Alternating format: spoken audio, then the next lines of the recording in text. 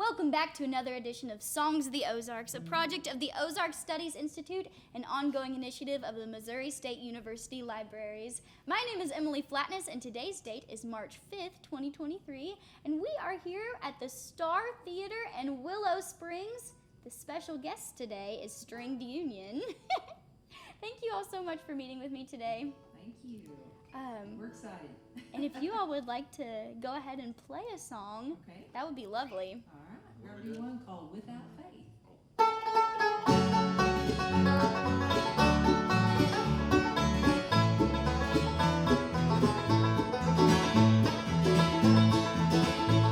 This life can be a burden we walk through every day.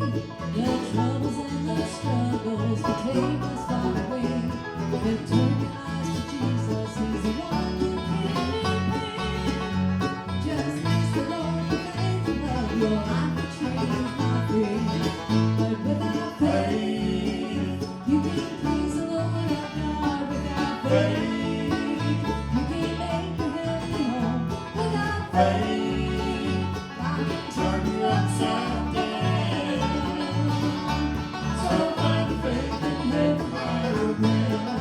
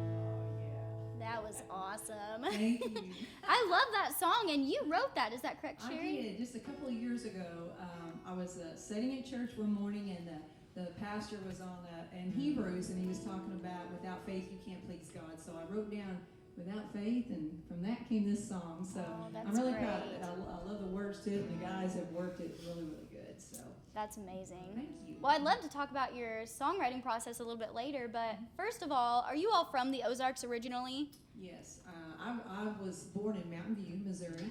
I'm not going to say how many years ago. We'll leave that just for the minds out there. But yeah, I moved away a couple of times as a child, but always came back here to Willow Springs, Missouri. And Alan, you want to tell them about you? No, I've lived in the area since I was 10, and I'm 63, so it's a while. So, yeah, I pretty well call West Plains my home. Wow. What about you, Gene? I was born in Chicago, but lived in Kansas City all my life until '99. Then I transferred down to Springfield for my job, and now I live in Ozark. Wow. I didn't know you were born in Chicago. I was. I lived there for 2 weeks. So then we can't hold it against you. My folks were like gypsies. Oh, yeah. That's my story. Yeah? Yeah, I was raised by badgers in the woods out in Lebanon, Missouri. No, I was born in Colorado, and then my folks, lived in California. So I didn't stay in Colorado very long. I was born and shipped out. Yeah, that's what happened to me. How old were you California whenever you for came about to the 4 years. Ozarks? How old was I? Mm-hmm. I guess I was about 4 or 5 years old. Wow. So that's So I did grow up that's in long St. enough to Louis. be a native Ozarkian Yes, almost. How did you all get started playing music? Well, I grew up with a big family. My mom and dad was ministers, had 7 brothers and sisters. They needed a band for the road.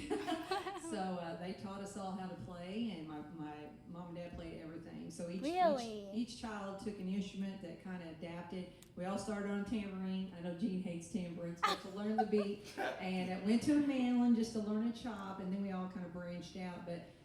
But yeah, all my life we played music, and it's been great. You know, it was a good legacy for mom and dad to leave to us. You know. Did your grandparents play music or any No. other ancestors? No, not very much. I mean, Wow. just my brothers and sisters now, they all live in Kentucky, but they all play. They all still in the music, and just like me. But this is my family here. I have no siblings here, so I guess these guys are my brothers. So I'll adopt them. So. That's sad. That is sad. Yeah.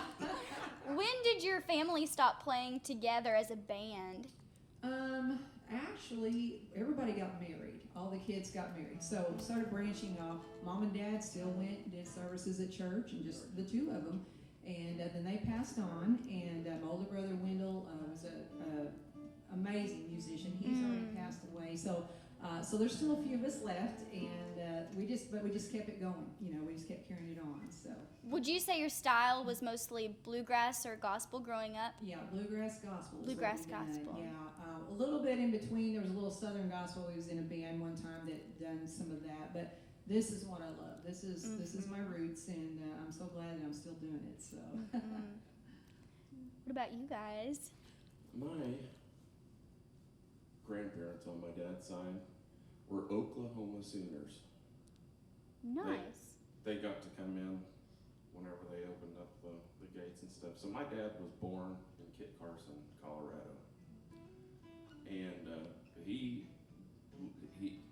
they had me late in life. So he got to experience a lot of the music from, you know, a range of things from that time, and passed down what he enjoyed to me, which was in the more acoustic realm of things, and then that's, you know, then he got me involved in bluegrass because he liked that too. And your mom sings, right? Mom sings, and she played the accordion as I was a child a little bit, and she played piano a little bit. Did they exclusively enjoy bluegrass and old time music, or? Well, they listen to a little bit of everything, but yeah, there's enjoyment in acoustic variety of music. There's all kinds of good singers throughout time, and pickers. You know, Emily, we didn't have a phone or didn't have much TV growing up, so we practiced. So that was our pastime. We didn't have cell phones, none of that, you know. Yeah. And so that's why we just dug in and learned the hard way. We didn't have YouTube back then to learn all the easy ins and outs, you know. But Can you imagine how good I could have been? you could if have I had been, good yeah. work? I'm just a hack now. Right? You're not a total loss, Matt. I promise. Right. Wah, wah. There's still hope. So, What about you, Gene? I grew up listening to this type of music. My dad and uncles had a band in Kansas City called the Collins Brothers. And I was 7-year-old whenever I learned how to play this piece of stick here in wood. And, but like I said, I grew up listening to them, and whenever some of them started dying off, they all quit playing, and then I started playing with my dad and Uncle Edmund. Edmund played the banjo. My dad was the lead singer for the Collins Brothers. And so I started playing with them when I was 18. And then I played with them until they decided to quit one time at a show, which was a big surprise to some of us. And then me and my 2 cousins, Mike and Pat Collins, we formed the group of the Drifters. And we played for years as the Drifters and traveled all around doing that. And then I got burned out. So I quit playing with Drifters and started coaching my son's baseball team. And then about, I don't know, 7 years later, I run across a couple down at Harrison, Arkansas, J.R. and Stacy Freeland, and we formed the band of Southwind. And then I played with them for, I think, 6 years. And then the band broke up, and then now I'm stuck playing with Sharry. I should say stuck. I mean, it's a privilege to play in this band, you know, and I've known Alan since we was kids. They lived out north of Kansas City, and first time I met Alan, my dad bought a coon dog from his dad. Really? Yeah. So yeah, I've been around for a lot of years, and I have enjoyed this stuff immensely. Yeah.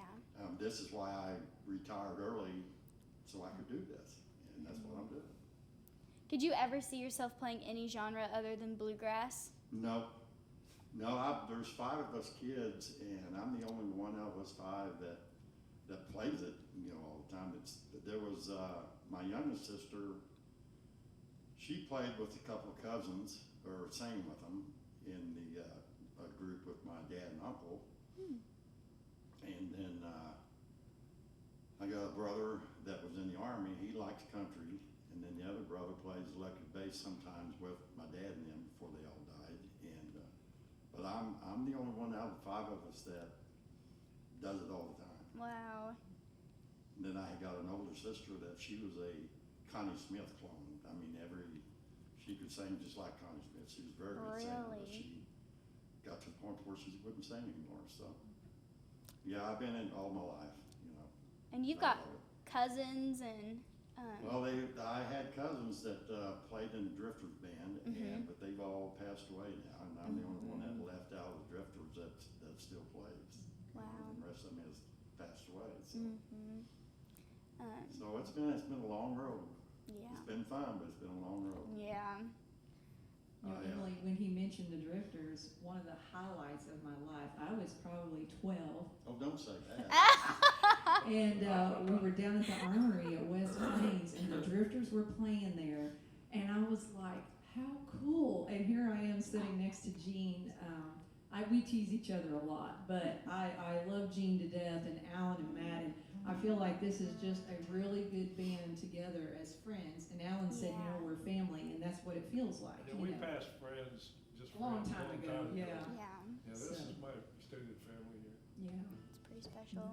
What about you, Alan? How did? Well, I grew up listening to my dad and an uncle. My uncle played fiddle, my dad played rhythm guitar, and and they played old time fiddle music. Really? Yeah, and it was pretty cool. I played a little bit of everything back in the day, just for a short step. Started with guitar, then the mandolin, went to a bass and a banjo, and I've kind of stayed with the banjo since I was about 19. And but yeah, I've been around a while. I got my break actually being with a band in the early 80s, a group called Bluegrass Attack, and all those fellows have passed on. But in '87, I started a group called First Impression, and of that, I remember going and picking Matt up when he was like 15. Oh my goodness. He'd pick with us on occasion. But then, in about 2001, maybe, or 2000, somewhere in that neighborhood, Matt joined the group on a full-time thing, and we actually won the Spigma competition in Nashville. Wow. We took first place in 2001. Wow. And so I was really proud of that accomplishment. I'd been there before, but wasn't as successful, but no, I'm really tickled about that. But I laid low after that. I don't know, maybe in 2004, somewhere in there, I just quit. Really? A number of years quit, like 15 years quit. Didn't do anything. Not at all. I don't know if I burned out or exactly what. But I have a daughter that's quite a musician and a songwriter, and she wrote a song for Rhonda Benson she recorded called Missouri Moon, and Jennifer's song won a Grammy. So I got to see what a Grammy looks like, at least. Jennifer's got one on her wall. So yeah, I've had a lot of fun. I think I've gotten my biggest thrill out of teaching people and helping them to learn. Yeah. Even back in the middle 90s, I had a bass player named Aaron McDarris. And Aaron, every time we'd get off stage, Aaron, go grab your banjo. And we'd sit there and I'd show him this and that. But now look at Aaron, playing with Rhonda Vincent full time. Fantastic. I'm really happy for him. And I've enjoyed helping people learn. That's been a big hoot for me. And I still do that. That's what I do. I like to help people. Alan's being modest. He's kind of an innovator on banjo. There's some really cool certainly. licks that kind of I hear them all the time. I'm going to go ahead and say it, that he kind of invented it. I heard him play him first, and now I hear him a lot more regularly. But that's the way that bluegrass music has changed through time, man. It's really expanded, and there's only 3 or 4 good mandolin players. Well, 3 or 4 good mandolins in the whole United States. Not players, but the instruments themselves have gotten so much better that everybody has an opportunity to sound as good as like the musicians were 100 years ago. So it's getting a long way. getting better and better, or How long progressive, have you been with String Union now? better musicianship. But You joined about 4 or 5 years ago. Yeah, I've been Gene with came in String right Union. before him. Wow. You just caught me in the right frame of mind. Like, Yeah. Quit. Yeah. Totally. Just a call and could you help me? And he came, and then I called again, and he came back. Oh, that's amazing. Yeah. I'm having a ball. I will say that Jack found me in Walmart. Yes, he did. You want to find a good guitar player? Go to the clearance aisle. Oh, that's Jack the drives best. for Walmart, and he called me. He was in Springfield, and he goes, "Hey," he said, "I just seen Gene Collins in Walmart. You want me to see if he'll come down and play guitar for you?" I'm like, "Yeah." And then he shows up. It's over 100 degrees, and we're playing at Hutton Valley on a stage, sweating bullets, and I was a nervous wreck to play music with him. Now I couldn't give a hoot. It's old hat. But he came down and he stayed, and he's been with the band. This band actually began in 2011. String Union came. These guys weren't even with me at the time. It was some different thing. But bands come and go, and the name stays, and I'm still the original String Union. Oh, that's And great. but I'm really excited at what we're doing. That's great. One more thing on me. Yeah. Is that Gene Collins was my hero way back when, and he still is. Those Wow. guys were great. All they the were. Collins guys. Yeah. They always took time out for me to show me stuff and things of that nature. And that's how we learned, man. I think I that's. didn't want nothing to do with it. Yeah, he was like, get away from me. I think that's something that's so special about bluegrass is that folks that you really admire, you can just sit down in a jam with them, and like Aaron McDarris. Whenever I was a kiddo, I saw folks jamming with Aaron McDarris and my friends. That's got to watch Aaron and I that. played in a band together growing up with our dads. Really? Aaron and his Really? dad, me and my dad, we played at Silver City. Aaron's dad is a great guy. People know Aaron as a banjo player. Oh, he's a monster on a bass. too. Really? Oh yeah. He's And- one of those kind of people. No matter what he picks up, it turns to gold. For the listeners who don't know, Aaron McDarris is Rhonda Vincent, the Queen of Bluegrass's banjo player. And one of the best known banjo players probably in the Yeah. whole world right now. I'd agree. You should go interview him. He's should. top of the list. He is. I do have a question for you, Alan. So you said your uncle and dad played old time music. Were they first generation musicians, or did they have parents or grandparents who played? No, I don't think so. I think they were Really? first time musicians. What made you go on the bluegrass route instead of old time? I heard a recording back in the day, and out of all things, it was Bean Blossom, Indiana. Bill Monroe's Bean Blossom. Bean Blossom 79, I believe, was a recording I heard. I thought that was just the coolest thing. I want to know how that's done. Yeah. I was starved for it then. Couldn't get enough of it. That's kind of how it's been. I just pursued it ever since. Oh, Sounds amazing. What would you all describe as the differences between old time and bluegrass for those who don't know? Matt, you're the intelligent one. Describe that. You got your thinking hat on, Matt. So. Do I? Yeah, that's, I think. Old time, the difference between old time and, well, it's just the Just the style. no, I guess. well, it's the way Yeah. that things have developed. Mm-hmm. And it kind of, there is a way to separate that, but the type of instrument that you're playing lends itself to the sound that is produced from it. So, I think I've discussed this before, but like the banjo is a perfect example for that. There's a flailing banjo style. There's four-string banjo, clawhammer style, which is completely, you don't even use the Finger finger pick. picks. And then so then you're going to produce more of a folkish type of sound because the way that you play the instrument lends itself to that type of sound. So it's the individual musicians. There's not any bands that are alike. Alan and I were talking about this the other day. It's the musicians that are in that band and what you produce. But those are closely related though because it's acoustic instrument stuff, and that's what I've always enjoyed. I love the sound of that you could have right out underneath the shade tree, the same as you do like in a theater. Yeah, and the style of bluegrass now has progressed so much since the way it used to be. Yeah. And the way it used to be at what I call old time stuff. Oh, yeah. And the type of bluegrass it is now, it's progressed so much, and like the young kids coming up, they are so versatile in every instrument that they play. It's just remarkable how much that they can do on each instrument that they pick up. Really? So, Things have changed since the 1940s with Bill Monroe and the Bluegrass Boys, or Lester Flatt and Earl Scruggs.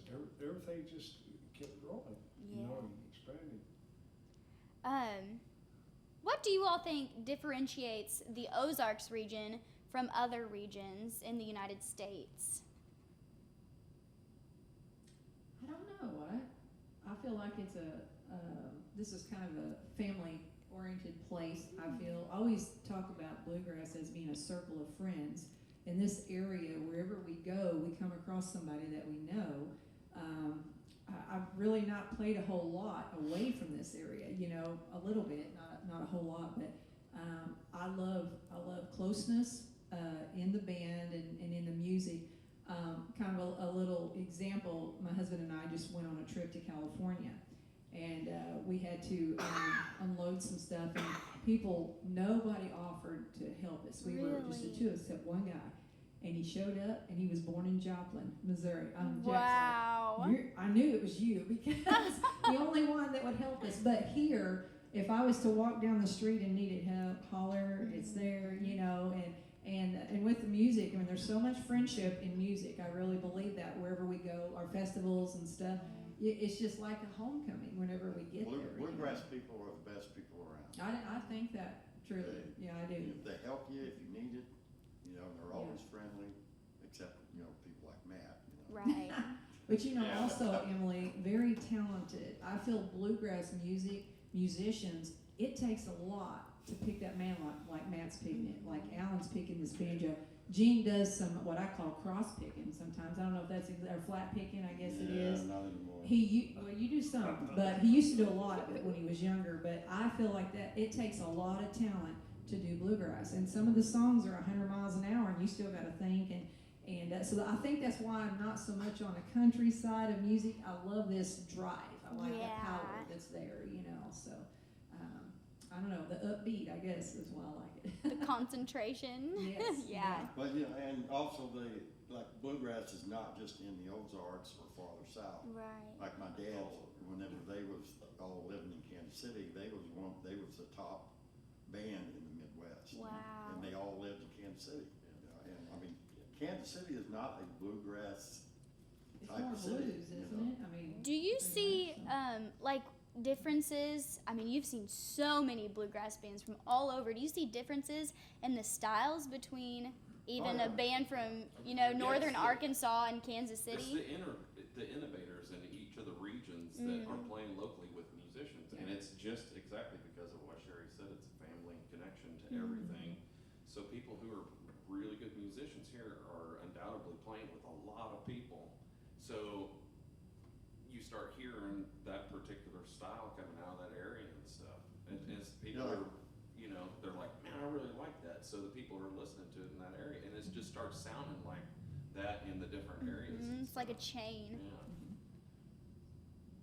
Well, like It's my dad, cool. you know, they played the old style tree chord Mm-hmm. bluegrass, you know, but they put their music to it, and which made it like what it is. But there was also a band up there in Kansas City that was called Bluegrass Association, and they played more of a contemporary type of bluegrass, and they was really, really good at what they done, which was a little bit different than what my dad and them did, you know, at that time.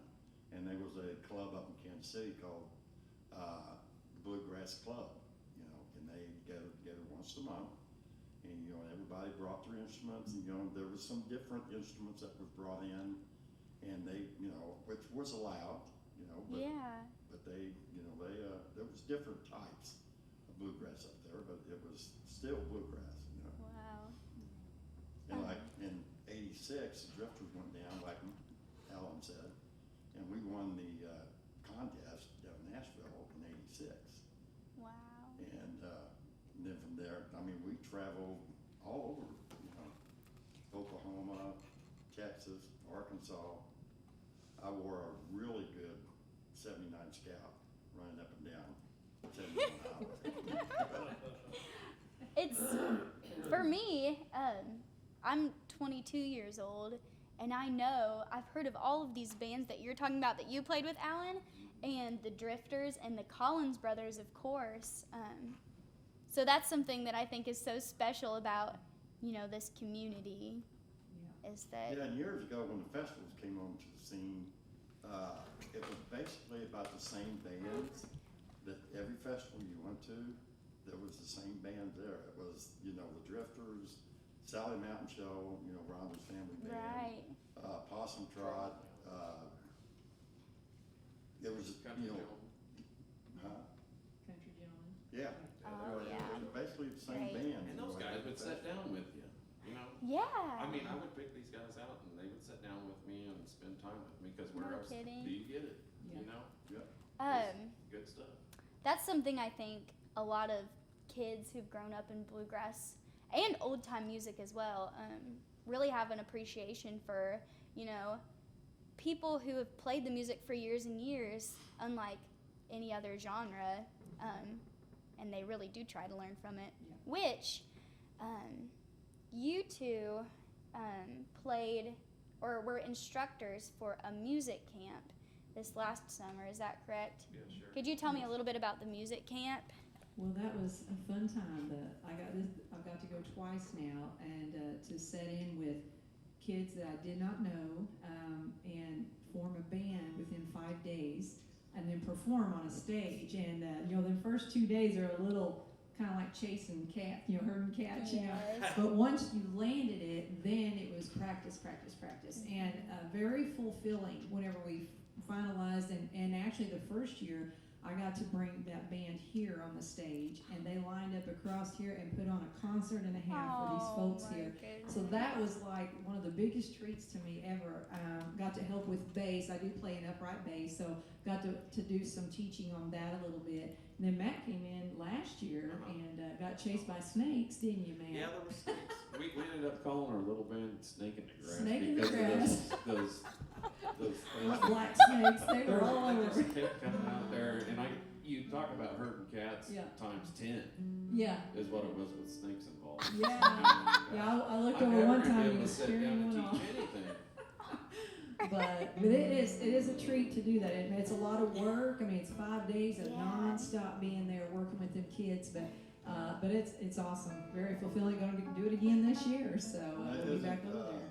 Next month, whenever we play here at the Star, don't you have some of your kids come in and play? Oh. Yes, Oh my yeah. We've got one of the groups over there that have now actually formed their own band, and I asked them to come and open up for us. So April the 1st, we're going to be here at the Star Theater. They're going to open up for us.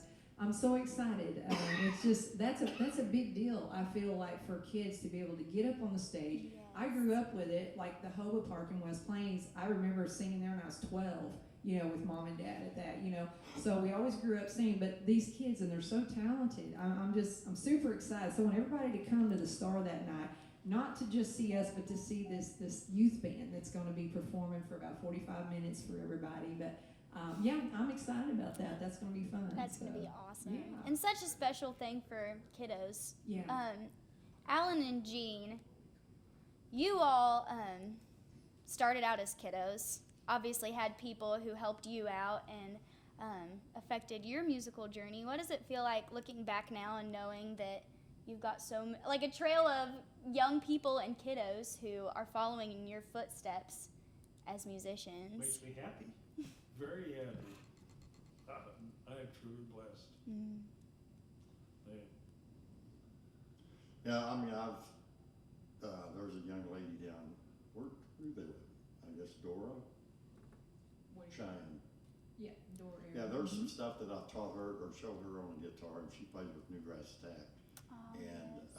and then there's some other kids that, or they're not kids now, but they was back then, and they're doing stuff on the guitar that I have done all my life for years that I made up, which, you know, makes you feel good when you Yeah. see something like that, you know, comes through to where somebody else is doing what you made up, basically. Yeah. Emily, we're also involved with the schools around this area. We've been going in, putting on mini concerts for them. And then we do that for 15 minutes, and then we sit down and we have groups around us. Alan will have 10, 15 kids around him learning banjo. Kelly Hines is involved with this too, and we've been doing this quite a while now. Love it.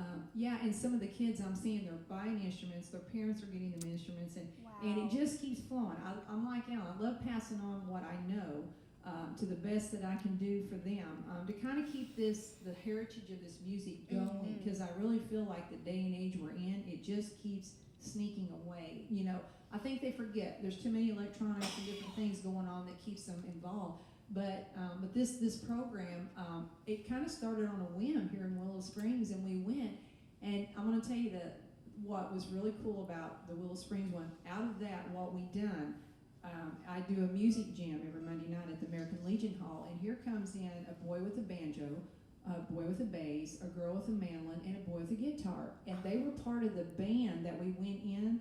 They actually competed in the band competition. And they did Rocky Top with them instruments along with the whole band. Wow. And they had them on a stage, and I'm like, it still gives me goosebumps. I got goosebumps about it. I'm like, that is just amazing. And that's what happens when you can take a little time and devote to them to see the results of that. And I got to watch it on the film. I was like amazed. They've done so good, you know. But you just never know what's going to happen. They could be on the radio someday. You never know. And I've had a lot of youth bands here, and I keep telling folks, I said, you're going to hear them, you're going to see them one day, and they've started right here. This is the only band that I get to play with that allows me to do Rocky Top. Really? We love Rocky Top. Jean doesn't, but I love Rocky Top. It is the best song. I'm It really absolutely glad is. you added that. That made me want to sing it for you. You never know. You guys are like siblings. Those kids, though, Emalee, Yeah. they're worth it. They They're are. worth it. That's where everything is at. Yeah. Yeah. Yeah. And it's something, yeah, you know, 'cause look at all these kids. Yeah. Your kids still. Right. And we're getting And all- older, you know. And then there's some something younger ones going coming on, up so. from out of, Mountain View and Yeah. those places and Yeah. stuff, and from everywhere. Yeah, Wendy Wright is They're all really over the putting place. the efforts into the youth, and my hat's off Definitely. She's to doing a her. good job. She is doing a good job, She's yeah. fantastic. And plus, she's a teacher also, so she's got a full-time plate going, but she promotes these kids like crazy. Yeah. And that's going to be the next generation of what's It what's happening here. But all the stuff that's Definitely. coming out, it's still more special. Yeah, For Yeah. example. So, you guys do a lot of originals, correct? Tell me a little bit about your process with writing songs and getting them together as a band. And do you find a lot of inspiration from your community? well, I'm the one that writes them, and then we sat and I wrote a song called "Running" a few years ago, and we sat at Alan's house, and he's like, "Let me help you with that key." So he's got that talent that comes in. Gene is the harmony guy, if he hears something else that I don't hear, we try it. And but anyway, Alan helped me tweak that song, and it's a crazy kicking song. And but It's almost impossible. yeah, it's one of their impossible songs. But once you do it, it's like wow. But I've written not a whole lot, maybe 15 songs, maybe. I've introduced a few of them to them, and I still have more to go. But I love writing. I mean, a lot of mine are the bluegrass gospel is what they are. I do a lot of gospel songs because that's my hair, that's who I am, you know. Yeah. And I wrote a song about 5 years ago called Grace that I enjoy doing, and they've got it so good. Every time I get done singing and the harmonies, it makes me happy because I feel like we're just in a good place where we're at, you know, in the band. And anything I throw at them, Gene was always after me about minors, and I'm like, you have to play some minors for me. If you're going to be in this band. I didn't know there was so many minor chords in the until I started Well, playing with her. this goes back to old bluegrass versus new bluegrass, and a lot of bluegrass songs have minors in them. I sat and listened, Kenny and Amanda Smith, they've got some, Amanda Cook, I listened to some of them, and I'm like, well, yeah, they got minors in their song, but it makes it stand out. Poor I like songs Gene. that stand out, so. But anyway. That's great. It's funny how she's gotten Gene to play weird stuff. Yeah, all I gotta do is feed him, and he'll do anything. Yeah. See, we used to call that kind of music weird Whatever stuff whenever I works. was growing up. You know, if it went outside them Yes. 3 chords and bluegrass is like, Then it's like, Right. uh-oh, yeah. Next time them guys are gonna, them deadbeats will probably have a drummer with them. No drummer in the band. Might be a fiddle, but not a drummer. My band has Like corrupted kazoo's a Matthew minor chord. Maydew. Well, I think that's all the questions I have for you all. Is there anything else you feel is pertinent that you'd like to discuss? Well, could we do an instrumental for you? That would be fantastic. Okay, Alan came up with this one, and we actually recorded it. It's an instrumental called A-Rab Bounce, and it's so fun. If you don't mind, I'd love for you to play Yeah, it for I'd us. love for you all to play whatever Okay. you like It's to. called A-Rab Bounce.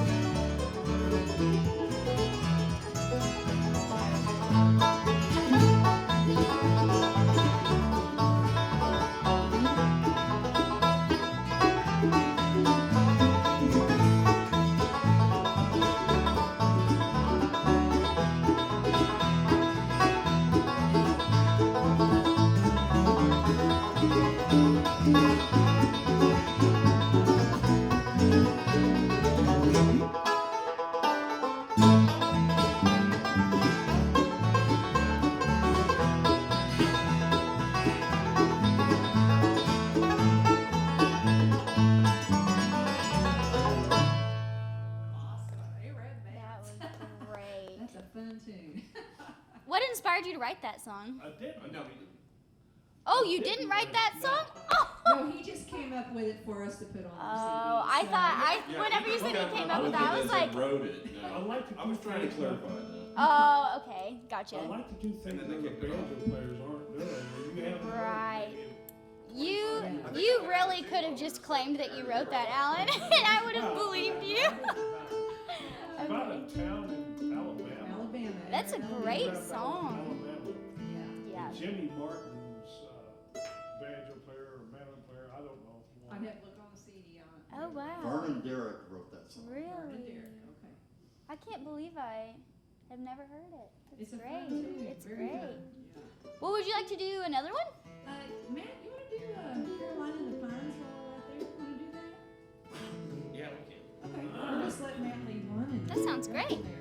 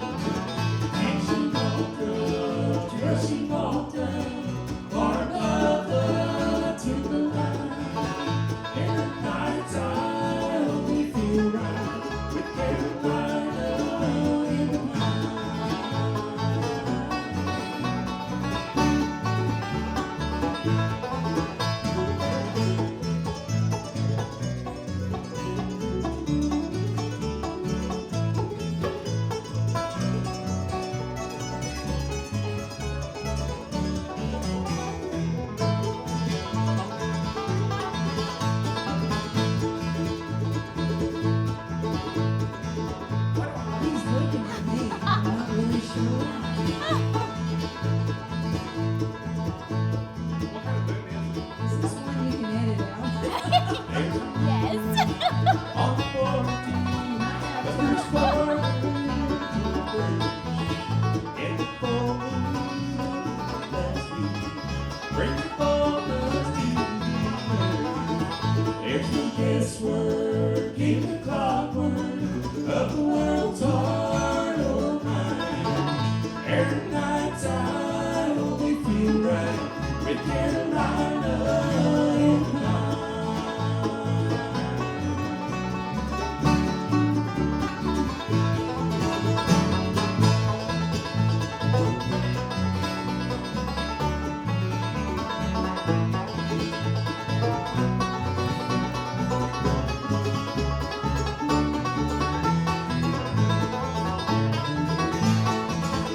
As the shows on the windows and the wind slows and goes, as the fire goes, making rainbows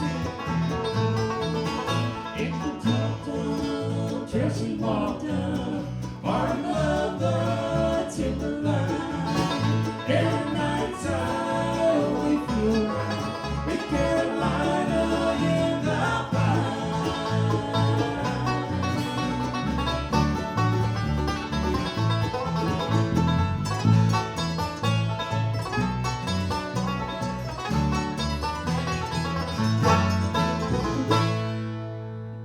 Wow, I love that ending. Well, I kind of pulled that on him. Sorry, Matt. So, I was just squirreling up the words. swirling up the words. Never heard it said like that. I didn't know you were such a good lead singer, Matthew. He'll have another band one. Because I'm not. Oh. He'll have Matthew Maydew and the Bluegrass Squirrels or something. Yeah, I'm trying to work at this George Strait tune. It's a pretty good one. Yeah? Yeah, I'll let you know about it later on. Maybe some other interview. Okay, that sounds good. Band number 5. Right? Band interview number 5. Well, do you guys want to play another or whatever you guys want to do? Yeah. Fine, whatever. Yeah, that sounds Let's great. go to G. Let's do my song called Grace, if you don't mind. That'd be This great. one I wrote about, like I said, about 5 years ago, and And it's actually a really good Easter song. We're getting close to Easter now, so but I enjoy the words to this, and I hope you do too. So get them all tuned up. I'll get one of them.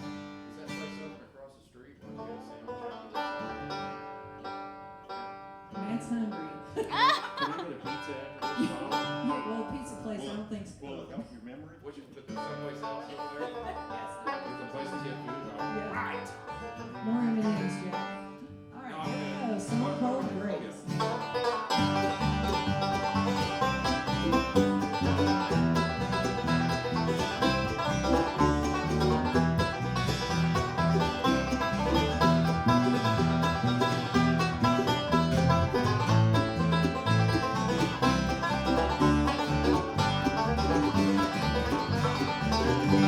Oh, have you ever been lost? Feeling alone, oh, sometimes I see weary place.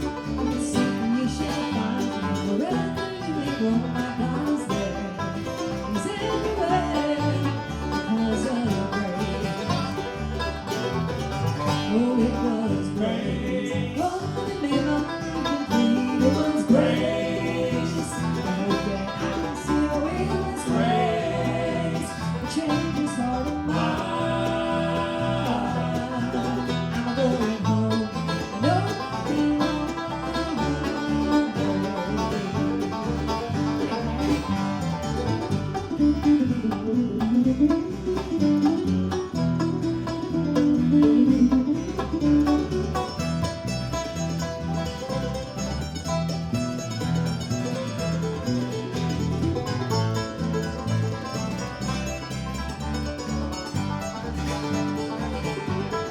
He is with me always, even to the end. Our hope was lost.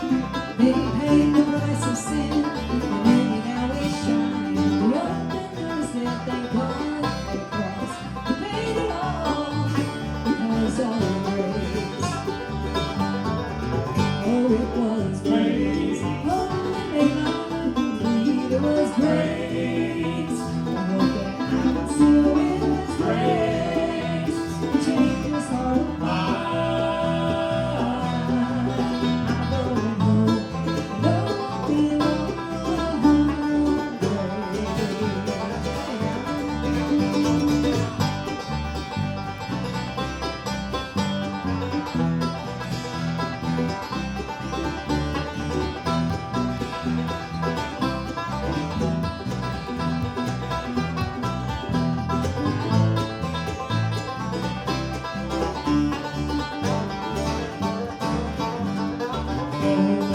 Introduce you to the one that I call Lord. He filled me with the Holy Ghost a long time ago, and He will never fail you. Just love you more. Just give your heart to Jesus, say the word, and let it go. Oh, it was grace. Oh, it made my life complete. It was grace. I hope that I can see you in His grace. The change is hard to find. I'm going home. I know I belong. Grace. Yeah, we're going home. I know I belong. Grace.